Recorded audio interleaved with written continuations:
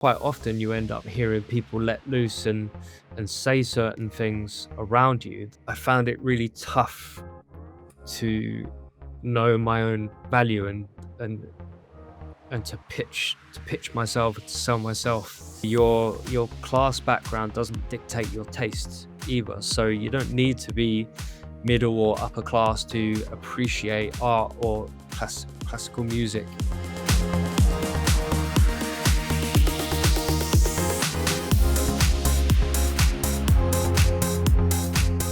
Michael J. Diamond grew up in a single-parent household in East London, moving frequently and attending multiple schools around the UK.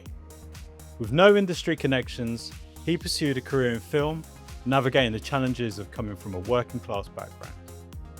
Now a freelance producer and a director of PRandMarketing, he is scaling his production company, Wait Films, to bring authentic storytelling to advertising and create opportunities for diverse voices in the industry.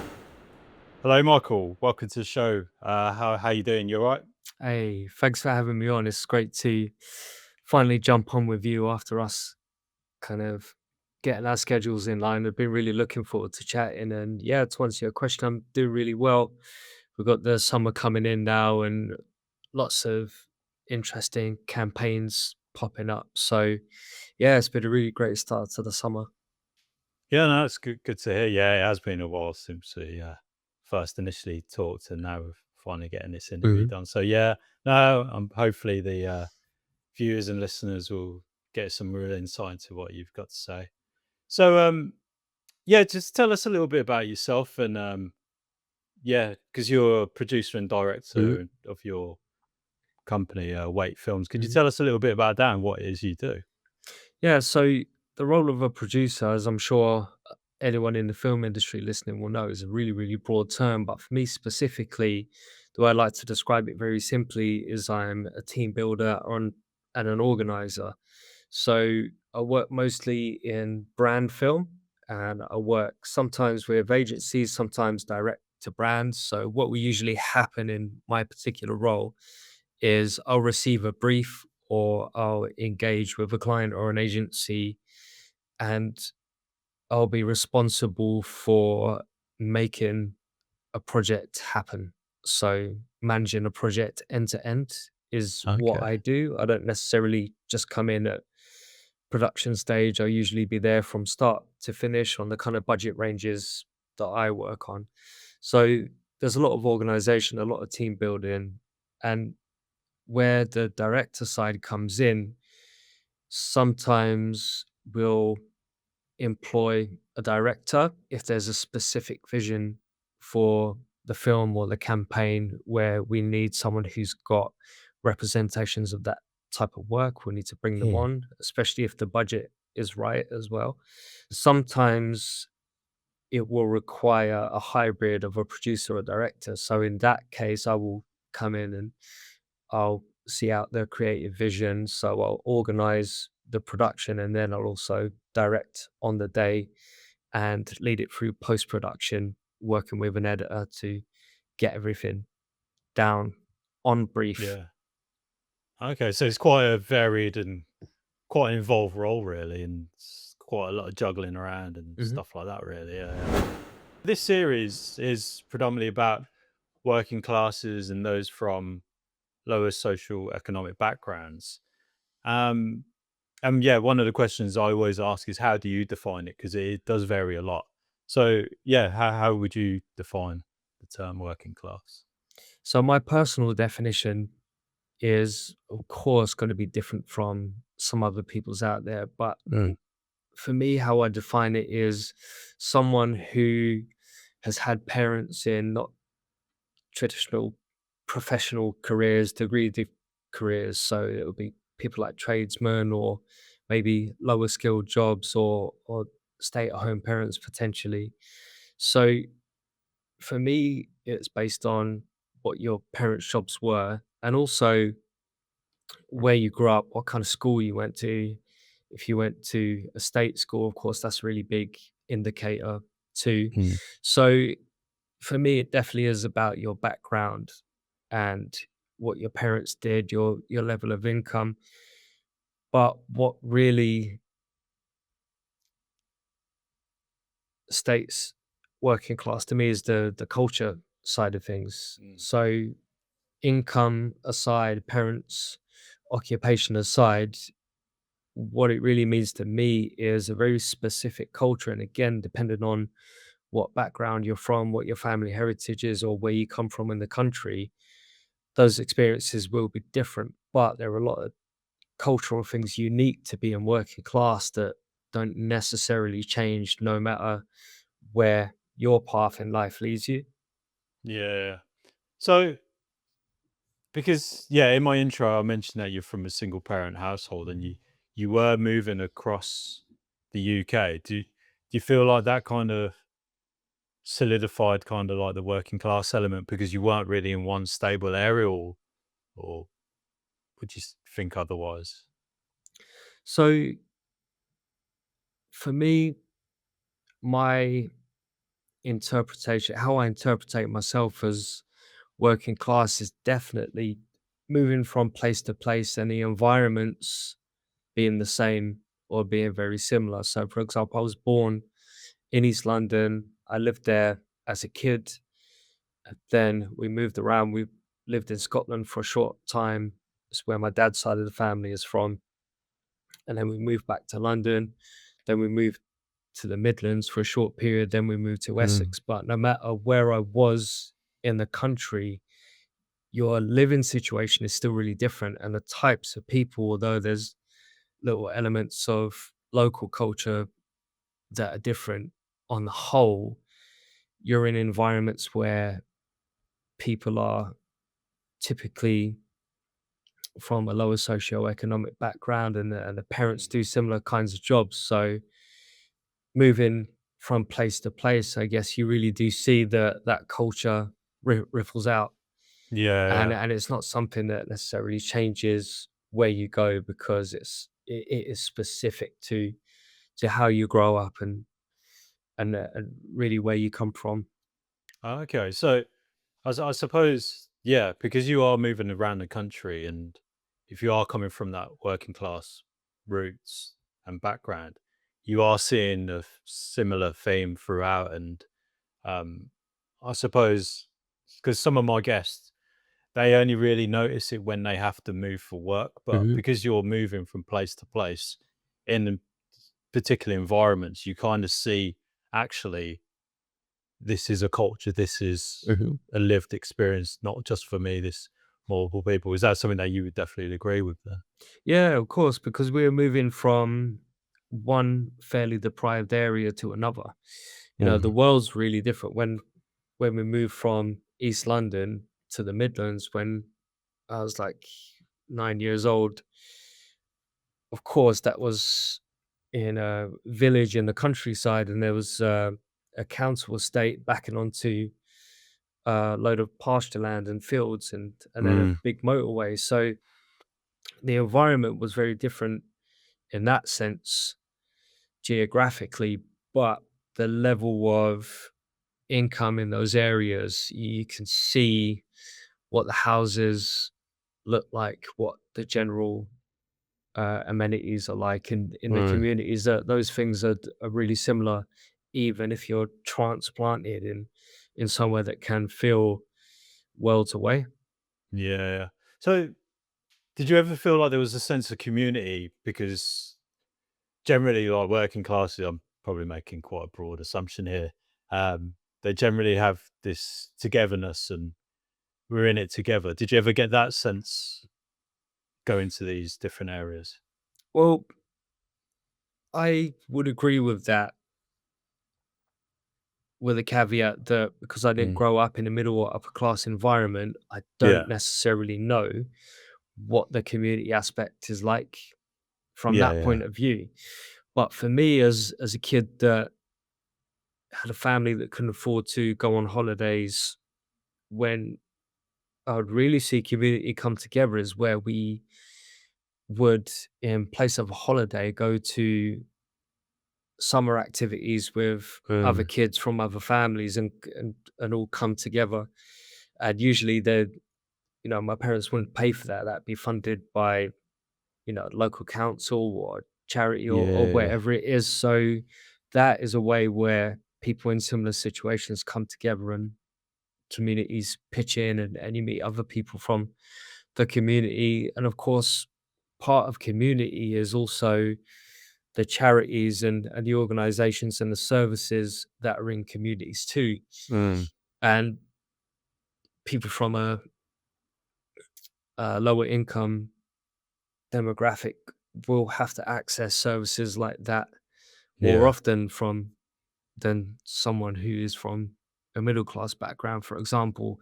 So places that are within communities and helping communities also help to bring people together that live Yeah. close to each other, that don't necessarily come from the same background, or they might not be family friends. So in a sense, there are a few ways that people from working class backgrounds do engage with communities in a way that might be a bit different, through Yeah. kind of shared needs. What made you kind of decide, okay, okay, I want to go into like the creative industry? What was the direction, especially yeah, if you're not in one specific location? Mm. How did that come about? Well, for me, I've always been more creative and less academic. So I would always be interested in drawing, art, things like that when I was Yeah. really, really young. And I guess that was a much easier way of expressing myself when we were going from school to school, especially if I couldn't focus on work. I would doodle in a book, or, you know, do something artistic rather than being able to get on with my work. Mm. But also, my mum, she hasn't done anything with it as a career, but she's a great writer. She picks up musical instruments really well. So that was something I was exposed to as a kid. My Yeah. oldest brother plays guitar really well. And both of my brothers, both older than me, when I was a kid, they used to do a lot of TV and film extra Mm. work, even though they worked in the trades. They're both scaffolders. But as a kid, we'd be putting in videotapes of stuff recorded off TV, and like spotting my brothers out Yeah. in TV and films. And you know, a lot of working class kids aren't really exposed to the world of the creative industries, but Yeah. I was in a unique position where I did have some idea that that stuff existed out there. Okay. So you're quite lucky to see your brothers kind of doing that. It was extra work, wasn't it, that they were doing? Yeah, yeah. Yeah. So yeah, yeah. I suppose you're quite fortunate, and then you can see it from that side. And at what point did you think, oh, actually, I'm gonna really try and do this? What was the defining moment? So when I was 15 years old, it's when, I mean, I've been watching films since I was a kid as well. We didn't really have many restrictions on what I was allowed to watch or how late I was able to stay up, really. So I'd watched a lot of films from being very young to being 12 to being in my teenage years. So film is something that always resonated with me a lot. It's something I always really enjoyed. But when I did get to 15, 16, 17, I started taking notice of films from directors like Ken Loach, Shane Hmm. Meadows, Andrea Arnold. Films that resonated with me much more Hmm. closely because I could spot elements of my life and the lives of people I knew in them. Yeah. So I started enjoying films like that and realizing there could be a way to explore my creativity through film. But it's not something I knew how to do. Luckily I could go to college and do a film course there, which is what I Hmm. did. And then after that, not having anyone in my family that had been to university, I took a year break before deciding to do that because it's Hmm. something that it's part of the journey that I just didn't know anything about. I didn't know if it was right for me, or maybe I was a little bit scared of that part of the journey as well. Yeah. But Yeah. I didn't go to uni straight away. But I got pretty good grades in that college course, and I got accepted in to some universities that I applied for. So I then went on to do that. But before I went to uni, I did also sign up to do TV and film extra work because that was the only way that I knew how to get on a film and TV set because I didn't have any contacts in the industry. But Yeah. again, it's just fortunate that I knew that existed, Yeah. which then allowed me to sign up to a few agencies and get on a film and TV set to just see what it's actually like. So before I Yeah. went to university, I'd already been on film and TV sets, so I had an idea of how the world worked Yeah. and that it's not as glamorous as people make it out to be. But that's great because it just tells you very quickly is it something Yeah. that you're willing to put up with or not. Yeah. So I suppose you're quite fortunate that you were able to see that kind of side of the creative industry Mhm. prior to going to university, and I suppose who knows what path you would have gone down if you hadn't have seen that. So yeah, so you did the extra work and you working on film sets and stuff like that, and then you decided on going to university. How was that for you? How did you feel like that kind of helped you, or was it a bit of a hindrance? So I have to be really honest, my university experience, I didn't have a lot of people around me that could help advise me on where would be best to go, what universities were offering what, or what their course offerings meant. So I chose somewhere that was mainly practical with a bit Mm. less focus on the academic side of things because I knew I wanted to gain more skills in practical filmmaking. Well, what I learned very quickly, and this is not the case for all universities out there, I'm sure some, especially now, do have quite good programs that are industry backed with good good lecturers there. But my one in particular, I felt that there was quite a disconnect from the industry itself. So Yeah. we didn't have a lot of guest speakers in. That was rare if it happened at all. We didn't have lecturers that were really deep or active in the industry, aside from the academic side, which I felt was quite strong. And I really do have a lot of good things to say about the lecturers from the academic side Mm. of the course. But ultimately, I felt like I was gaining more experience by being out in the world. Yeah. And ultimately, when you get to the other end of a course like mine, which is film, there are no exams to tell an employer what you do or don't know. So Yeah. when it comes to your degree carrying weight, I knew very quickly that it wasn't worth what a law degree or another type of degree would be that Mm. has a heavier assessment attached to it. Yeah. So Yeah. my experience, especially someone not coming from a very academic background, really struggling at school in terms of my focus, how easily distracted I was, Yeah. and also just the trauma of moving from school to school as well. With my development in it, I was just really Yeah. lucky that my English language and writing skills were always just naturally very good, like which is something I must get from my mum because she's also a very good writer. So I was just lucky that that was an inherent skill that I had, Yeah. despite not really ever doing any work. But ultimately, I don't feel like it prepared me for the world. There wasn't a lot of coaching into your first steps of your career following it. So yeah, it is something that for me personally, if I was to go back and do it all again with the knowledge I have now, I probably would have just tried to get deeper and deeper into the industry Yeah. and just made my way on the ground.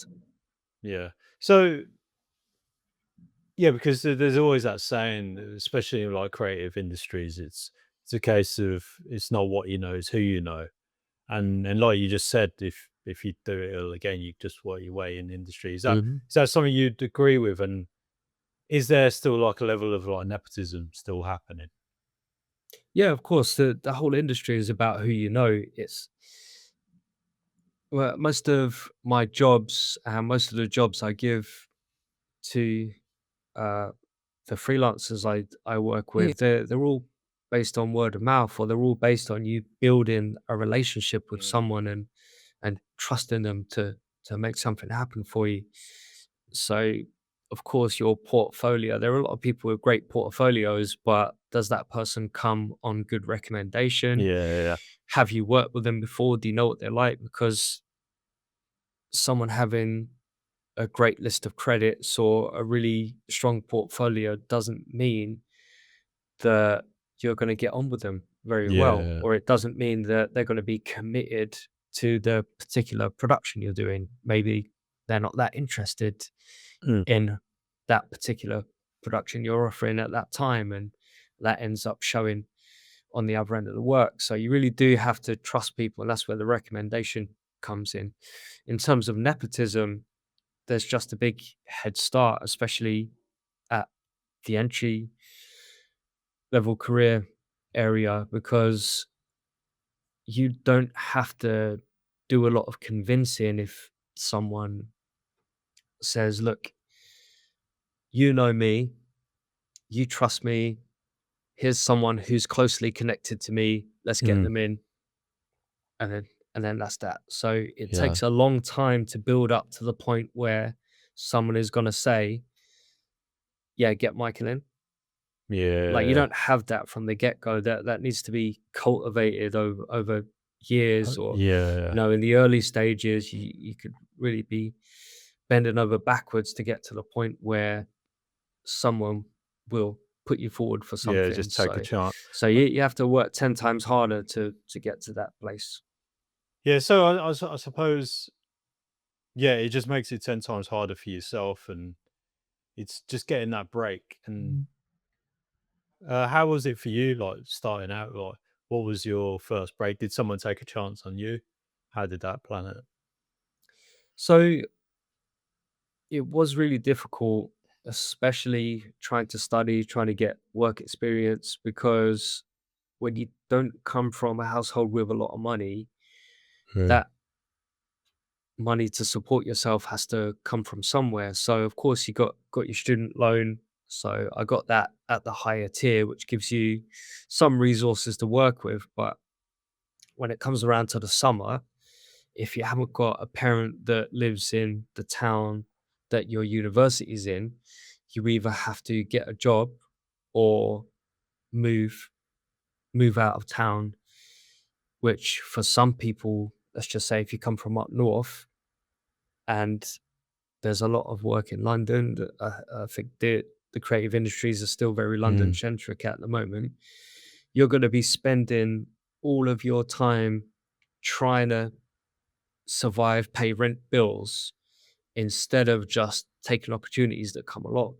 And when Yeah. you're really early in your career, you can't afford to sit back and let an opportunity go, or wait it out. If something comes along, you have to jump on it, because if you don't, someone else will. Mhm. And if you don't know when something similar is going to come along again, because it might only take you to be on set one particular day for you to work really hard, be really conscientious, show that you've got some talent, for someone else to be like, okay, let's make sure we get this guy on another thing. And if you can't afford to take up those opportunities, then you could be so far behind the next person Yeah. who can sit back and say, I've got the financial resources just to take all of those opportunities. I know that we've talked about it previously. It's like, I think you mentioned because you're white male, that kind of worked in your favor. Mm. Is that something that you still agree with? Yeah, I think absolutely, especially going back like 10 years ago when I graduated, I would be, they weren't my dream jobs or anything, but I would be doing corporate work. And quite often, I'm from a working class background, I have an accent that's slightly different from some people in, large companies, or the corporate sector. But just being a white, able bodied male meant that I was often in rooms with people that were me, but 20 years older. Whereas Yeah, if I yeah. was from a black or South Asian background, or a woman, I would be in those rooms trying to do my first bits of industry work for some money and developing my skills, being a real odd one out there. And Yeah. again, it's just like you notice how when you're in rooms with people who you you look like they have a certain level of relaxation around Mm. the whole situation. So quite often you end up hearing people let loose and say certain things around you that they wouldn't say around someone from uh a different heritage background or a woman.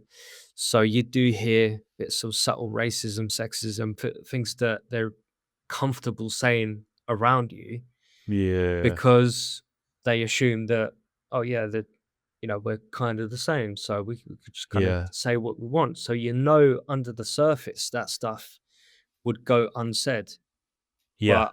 but I would be in that room, and Yeah.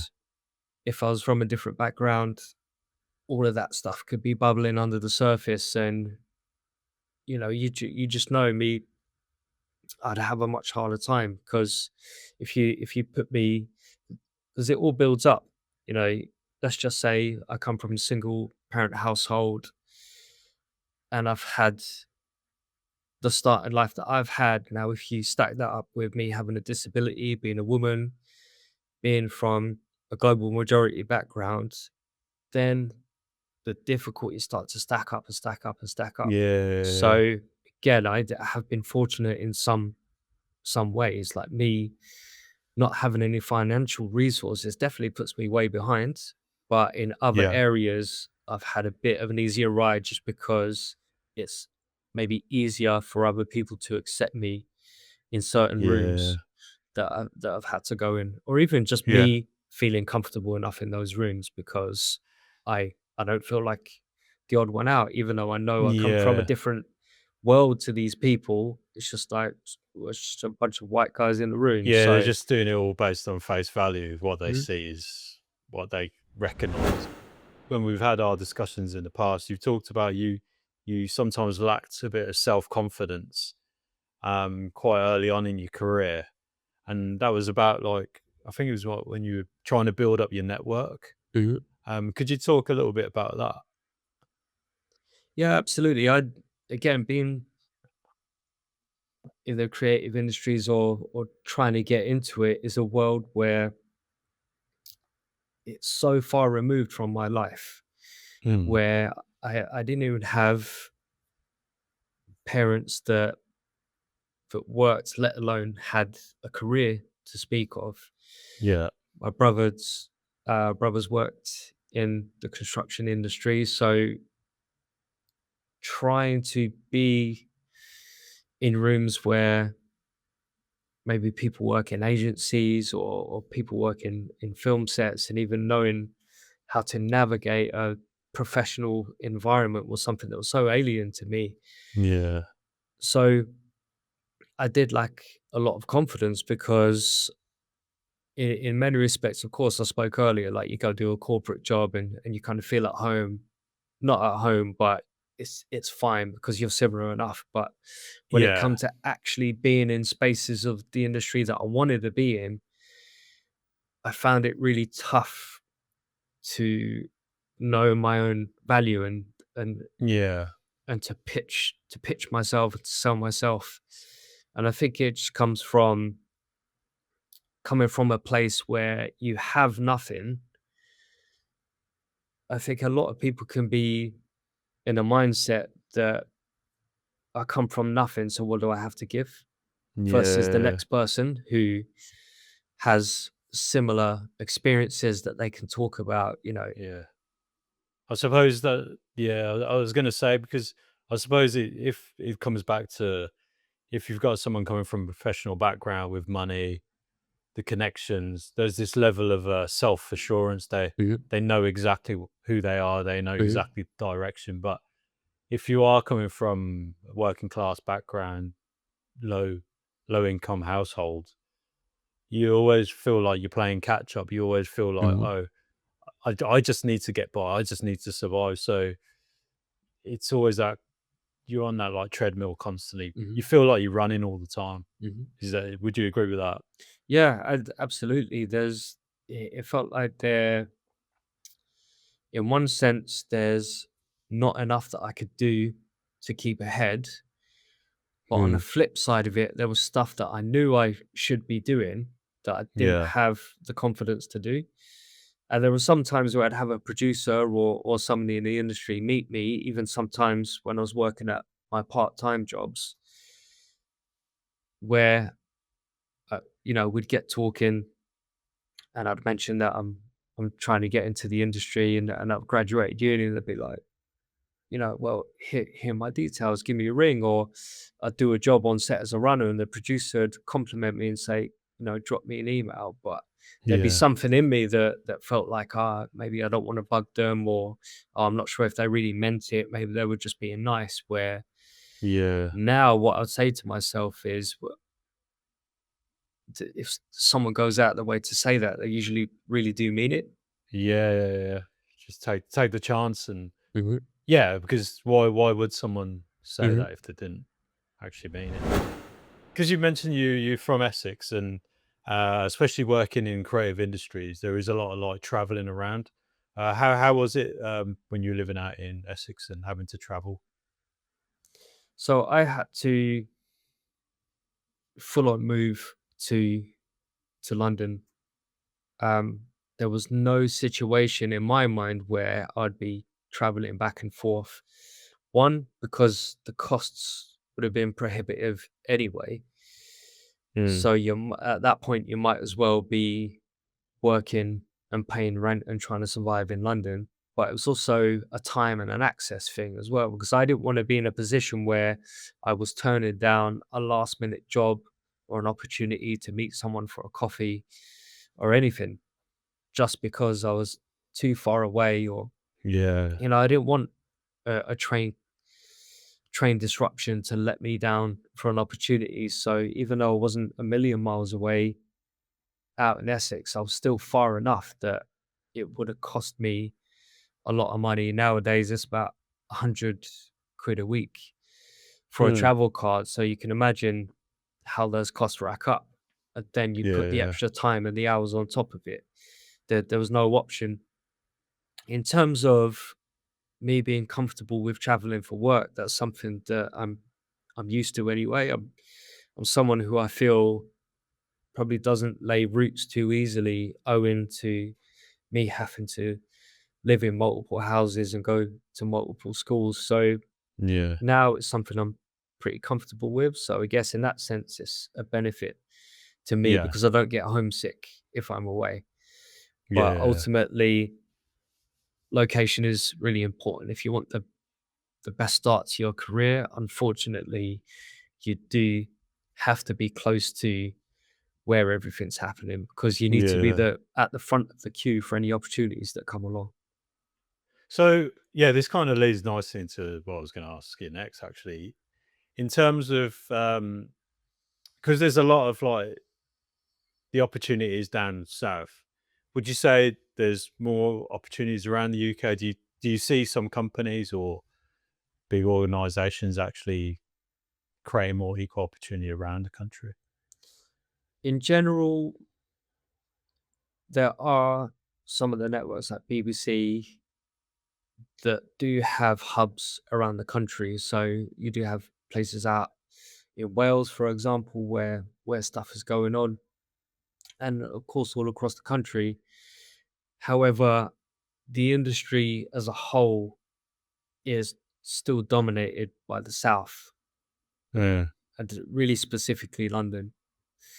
Um, so there's still a lot of work to be done to enable access to opportunities for people, particularly from lower socioeconomic backgrounds, to be able to get into careers. But what I'm really happy to see is companies that are really good at what they do, that are also proud to build where they're from. So you've got Yeah. LS Productions, which is a complete leader in their field, based up in Scotland, and you've got another emerging production company who also is founded by people from working class backgrounds in Cardiff called Storm and Shelter, who are doing amazing things and proving that there's a lot of amazing talent around the UK, and you don't just need to move everything down south to create industry leading work. Based on our conversations we've had before, you have talked about that you try and hire crew and cast based on like similar background to yourself to get more of a authentic feel and story. Could you talk a little bit about that?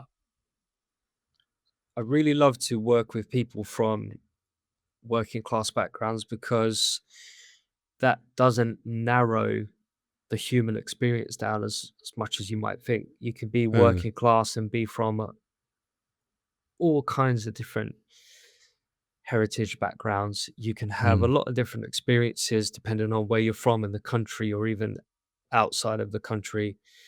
Let's say, for example, I grew up in East London as a kid, and you've got me in my single parent household on benefits, white working class, and then you've got the next kid who is from a Somali background.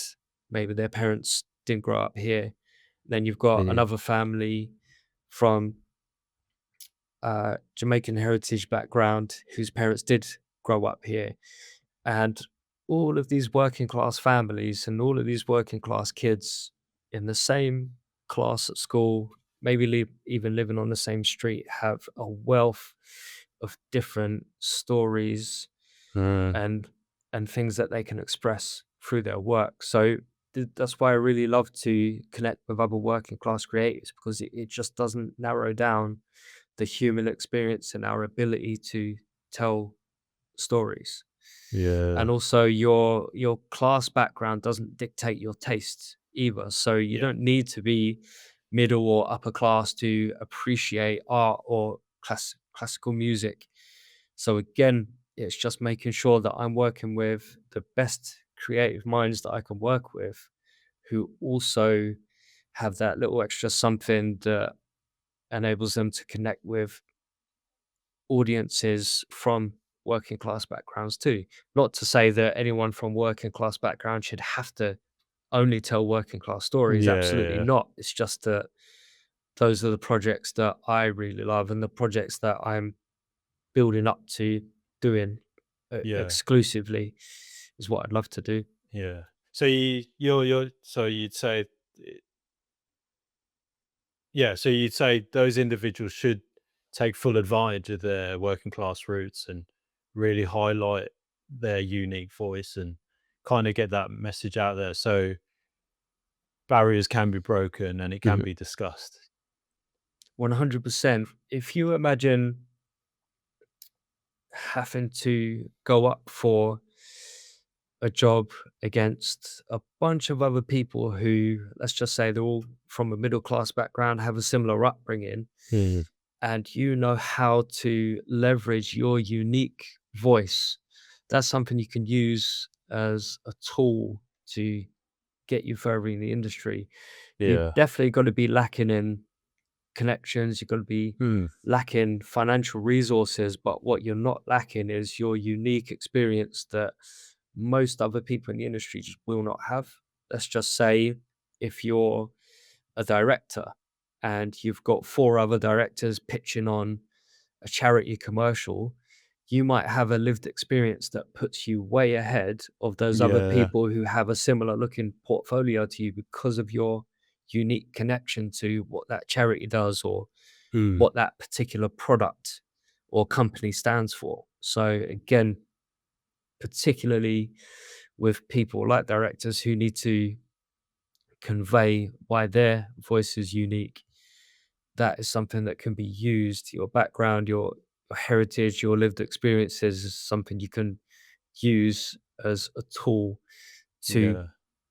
enhance your career and enhance the creative work that you do.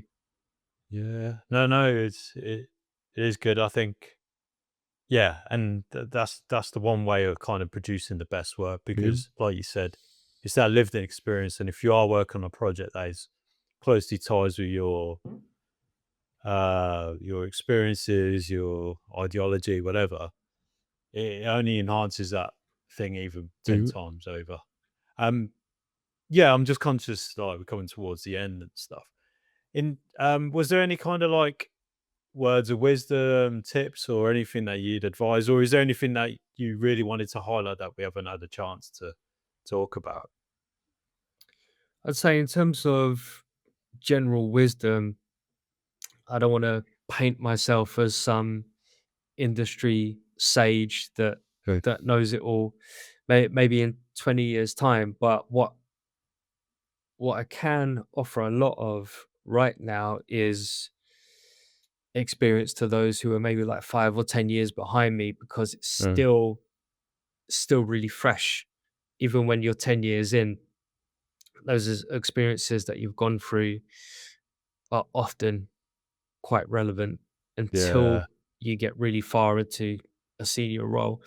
So whenever I'm speaking with someone younger, I'm always telling them to be really conscious of how they ask for help and support because the dream yeah, situation is you meet someone who can be a good mentor. But I think, and especially for me as well, I didn't know the best way to go about that.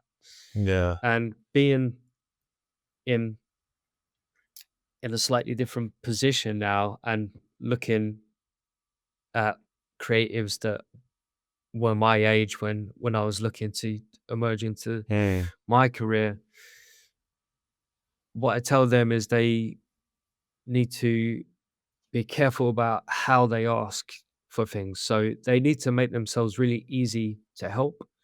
So yeah, sometimes I have young people asking for just way too much, or you basically give them some practical bits of advice, or you say, go and do these things and let me know how you get on with them. yeah, And sometimes they won't necessarily do it.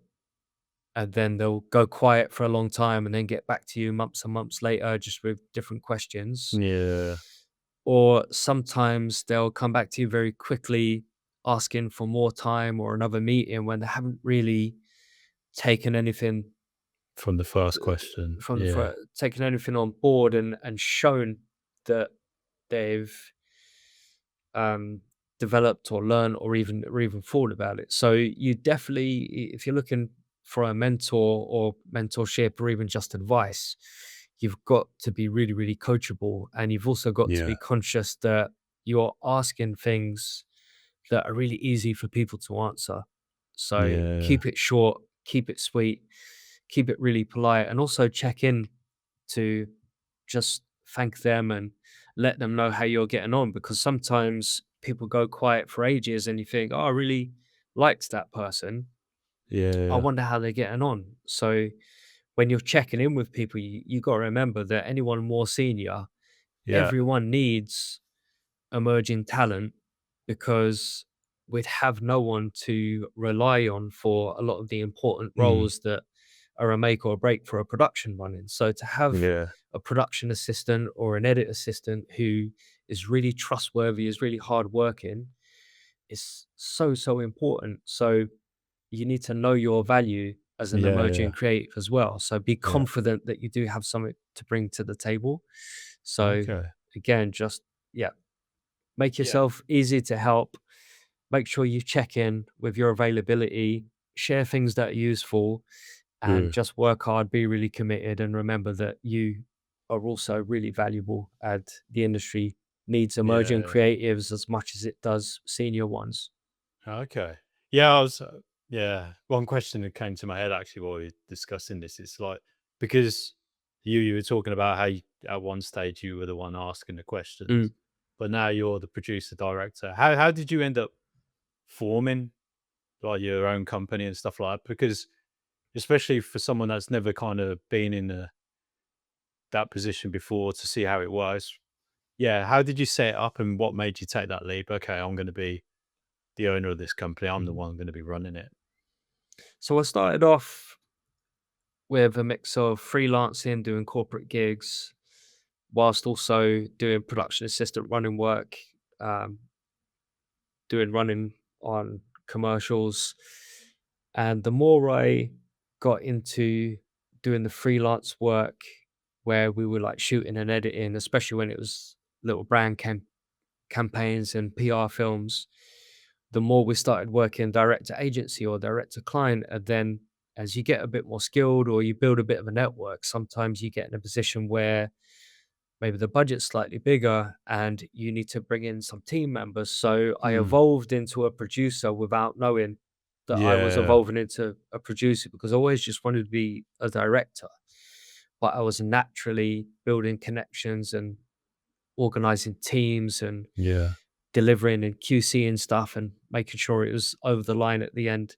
So it got to a point where, as a freelance producer doing the type of work that I was doing, it would make a lot more sense to have a company around that Mm. because we can bring in our network and have a bit more control over what's going on Yeah. Yeah. with the productions because we'll be there a lot earlier. So part of us forming Wait Films was, for one, to dial in on the stories that we want to tell. Yeah. Because as a freelance producer, I can't always be exceptionally choosy about the The films, projects the and work. projects that I Yeah. work on, nor would I want to lock myself out of experiencing other things anyway. Yeah. But with Wait Films, we saw it as an amazing vehicle to tell a really broad range of stories Mm. through brand films and eventually commercial work and of course narrative film as well. So it was all about making sure that we could present ourselves as really knowledgeable about very unique experiences. So we come in and we're basically the best type of people, the best directors, the best producers to tell very specific stories. Yeah. Yeah. So that was the goal when we were setting up Wait Films, and so far it's been working. We're growing. We've pitched on 2 charity films very recently this summer, where the feedback was incredibly good in terms of sending our director's deck over with the director's statement talking about how their lived experiences connected with the work of the charities. So Yeah. we know that we're onto something in terms of us being able to not only connect with the goals of companies, but also with their clients and their customers Yeah. and the audiences as well. Yeah. So yeah, no, this leads nicely towards like the end of this conversation. So if people want to see your work and get in touch with you and get connected, how would they go about that? If people want to connect with me, I have got my name, Michael J. Diamond, as my tag on Instagram. And I believe on LinkedIn, it's Michael J. Diamond as well. And of course, we've got Wait Films on Instagram. And my website is mjdiamond.com. And the production company website is waitfilms.com. So really easy to get in contact if there are any working class creatives out there that want to connect and talk about collaborating or share portfolios or want to connect with the viewers supporting each other, then I just absolutely love building my network out. So yeah, I do encourage people to reach out if they like what I'm about, they like my work Yeah. and they want to expand their network. Cool. Yeah. Yeah, I'll be sure to put that in like the description and stuff. So yeah, for all our viewers and listeners, make sure you check out Michael's work and yeah, get connected. But yeah, that was really good conversation. You highlight some real good points there, and like, it's thanks for sharing your insight, especially moving around the country, and um, sometimes it's difficult for some people to talk about their like early years. And thank you for sharing that. Yeah. Well, just as a footnote as well, I think it is really important to talk about our backgrounds. Of course, for me, I spent most of my career keeping quiet about it because in a work environment, I thought it was a weakness of mine. Mm. But now there's a complete shift, especially with the world changing and conversations changing. I now see my background and my lived experiences as one of the most powerful tools I have as a Yeah. creative. So absolutely talk about it, be proud of it, and make it work for you. Cool. That's a great way to end the conversation. So thanks again, Michael, and look forward to seeing your work. Yeah, thanks so much, James. Thanks for catching up today. Thanks for tuning in to this episode of Initial Step. If you resonate with the stories we share and have a similar background you'd like to talk about, we'd love to hear from you. Get in touch and maybe you'll be featured in an upcoming episode. And don't forget to like, subscribe and hit the notification bell so you never miss an update. Be sure to check out our previous episodes for more inspiring stories. Until next time, I'll see you in the next one.